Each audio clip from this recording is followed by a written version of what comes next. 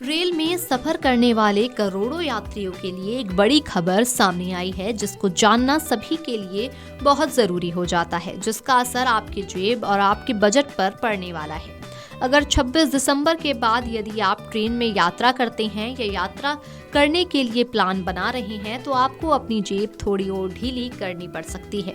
Railway ने किराए में बढ़ोतरी का फैसला किया है, जो सीधे तौर पर लंबी दूरी तय करने वाले यात्रियों के बजट को प्रभावित करेगा। ऐसे में सवाल उठता है कि जनरल और एक्सप्रेस ट्रेन में कितने पैसे ज्यादा देने होंगे, कितना बढ़ा है रेल का किराया और अब आपको कितना देना होगा टिकट का पैसा। आइए जानते हैं। दरअसल भारतीय रेलवे ने अपने किराए के ढांचे में बदलाव करने का फैसला किया, जिसके तहत जनरल, मेल, एक्सप्रेस और एसी श्रेणियों के टिकट महंगे हो जाएंगे। रेलवे की इस नई तैयारी के अनुसार किराए की ये बढ़ी हुई दरें 26 दिसंबर 2025 से लागू कर दी जाएंगी।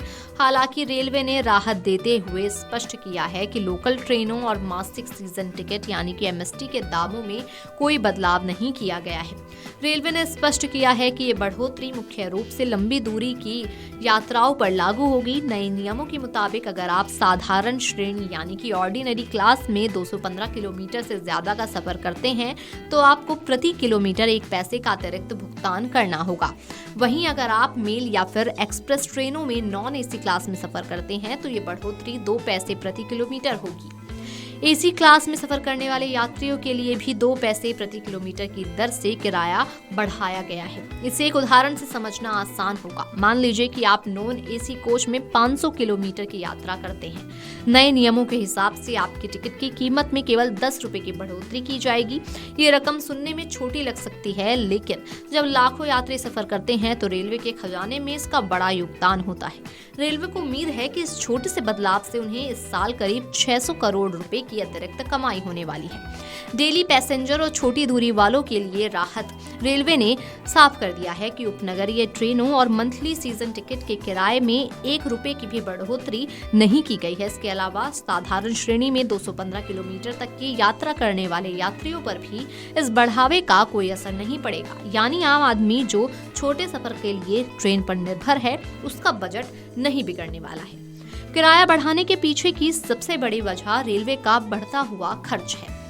पिछले 1 दशक में रेलवे ने अपने नेटवर्क और ऑपरेशंस का काफी विस्तार किया है, जिससे मैन पावर यानी कि कर्मचारियों की संख्या और उन पर होने वाले खर्च में भी भारी इजाफा हुआ है।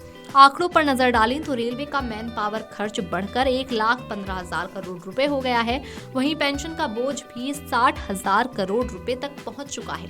अगर 2024-25 में रेलवे के संचालन की कुल लागत की बात करें तो ये 2,63,000 करोड़ रुपए के पार जा चुकी है। इतने भारी भरकम खर्च और सुरक्षा व्यवस्था को बेहतर बनाने के लिए रेलवे को आय के नए स्रोत खोजने पड़ रहे हैं। यही वजह है कि रेलवे अब कार्गो लोडिंग बढ़ाने पर जोर दे रहा है और यात्री किराए में ये मामूली एडजस्टमेंट किया गया है।